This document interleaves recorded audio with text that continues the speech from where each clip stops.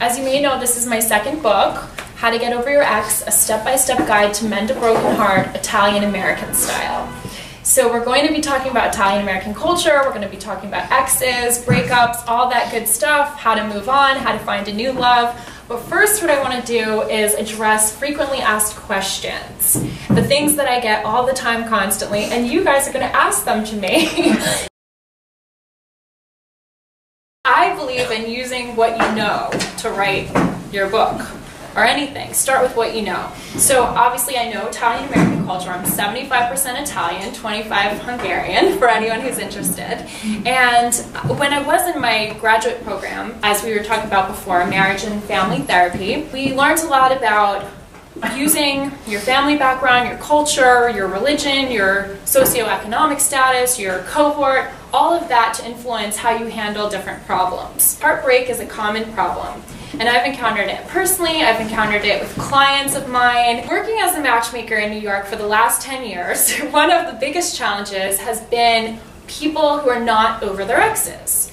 And I was just thinking about how can I help them? What can I do to move them forward? Because the answer is not just throwing them on a bunch of dates. I know that. I don't know if anyone else has tried the whole serial dating approach to get over an ex, but it doesn't really work. I figured I need a new approach, and why not go with what I know? And I know there's things about Italian-American culture that can help people move forward and mend their broken heart. This book is both for men and women, and this is something I actually struggled with because I thought maybe I should write to women since more women than men read self-help books. It's a fact. But then I thought about guys who were struggling after a breakup. What would they do? Would they go to Barnes & Noble or another bookstore and actually sit in the self-help aisle and buy a book? Probably not. That's why I made it an ebook. That's why it's available on Amazon, and it can be an ebook or they can order it. And I figured I can't just leave the men out because they need help too. I know they need help. They've been coming to me and talking to me all about this. You really can't find a new love when you're still stuck on your ex. I know this. I think a lot of us here can say the same thing, that when you try too hard, it doesn't work. You have to really do the work yourself before you try to find someone else. And you have to heal your heart and do all of these things to help yourself move forward before you can really find that new relationship. Otherwise, it might just be a rebound. When I was sitting down to write this book, I thought about, okay, what does everyone think about when they think of Italian-American culture? Largely, it's food. Today, I was actually taking a cab here from Bay Ridge, and I got the craziest Greek cab driver, and I decided in the middle of his cursing and swearing and everything else that I would tell him what I'm doing and why I'm coming here, because maybe it would calm him down. So I told him, and I said, well, do you have any advice about how to get over an ex Italian style? I know you're not Italian, but I mean, this book can apply to any different ethnicity. And he said, yeah, pasta and Frank Sinatra. And I laughed and I said, well, that's what I was thinking when I wrote this book too.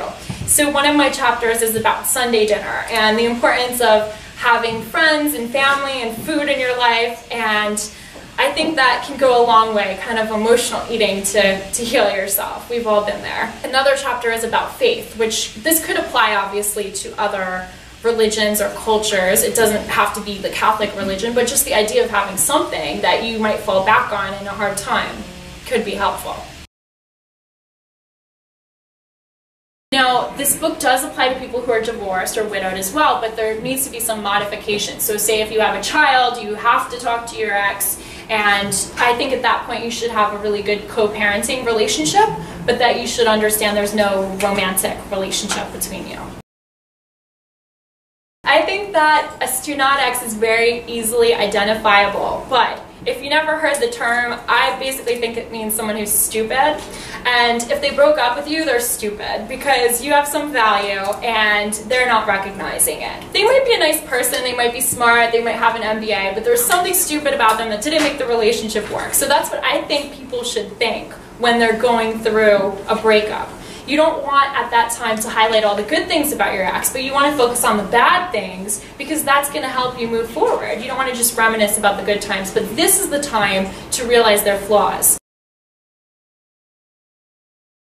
In my book, I list 10 signs of a student ex. And there's 10 for females and there's 10 for males. We can go over some of them later if you guys want because they're fun.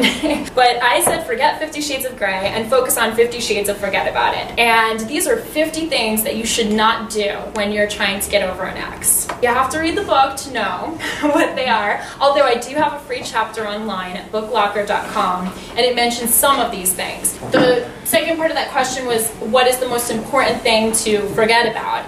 And that would be to abandon the hope that your relationship is actually going to work out. You have to believe that it's not going to work out. Now, we all know that some people do get back together, and those are far and few between, that they get back together and actually have like a healthy, happy, long-term relationship. But some people need to grow up, some people need to take a break. I understand they might get back together and live happily ever after. But I don't want you guys to think that, or anyone that's reading this book.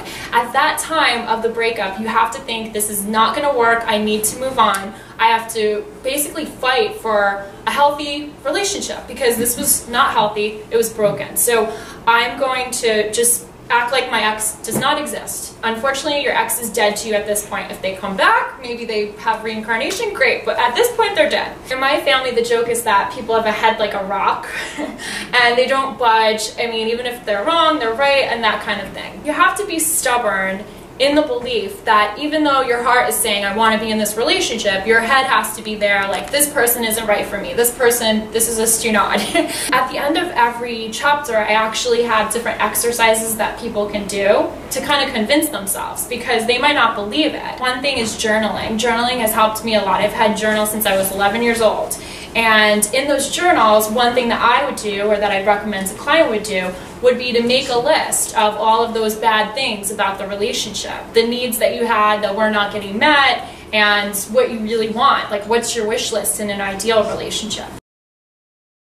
The good life is something that you can achieve if you follow your heart and focus on things that are important to you, and pursue hobbies and interests and better yourself, and not just make your life a big sob story. Like, I get it, you know, you broke up, it's terrible, you're crying, you're going through all the emotions, you're grieving. Your friends and family will be supportive of you to a certain point, but after a while, it's like, get over yourself. No one wants to hear it. You have to be strong. You have to have that mentality that is so much of a part of the Italian American culture. Italian Americans have worked very hard and accomplished a lot since they've come here. So you have to kind of develop that mentality that you can be empowered and you can get through a lot of challenges and hurdles in order to have that good life.